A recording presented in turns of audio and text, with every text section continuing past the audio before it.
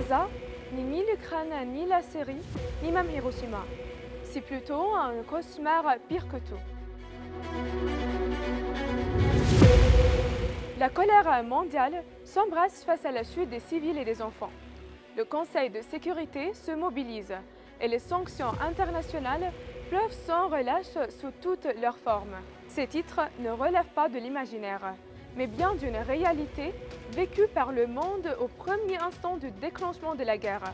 La différence subtile est que nous parlons de la guerre en Ukraine et non pas à Gaza.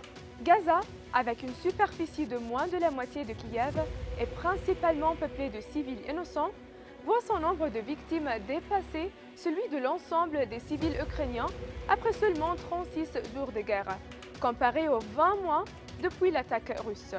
Le nombre de victimes infantiles est quant à lui environ 8 fois supérieur à celui des enfants ukrainiens. Cependant, Gaza n'a pas seulement surpassé l'Ukraine dans les comparaisons de morts et de destruction.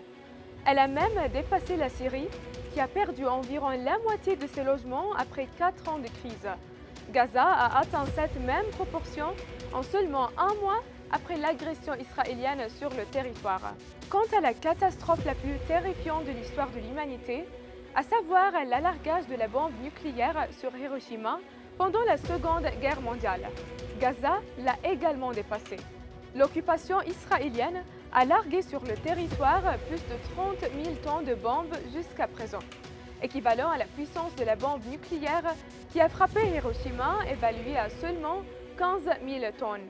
Toute cette dévastation à Gaza coïncide avec l'utilisation d'autres armes silencieuses qui n'ont pas besoin d'avions pour les transporter, telles que la faim, la soif, l'obscurité, la coupure des communications et le déplacement forcé de centaines de milliers de civils innocents. Tous ces éléments nous placent face à un crime de génocide commis contre plus de 2 millions d'êtres humains confrontés à un destin inconnu.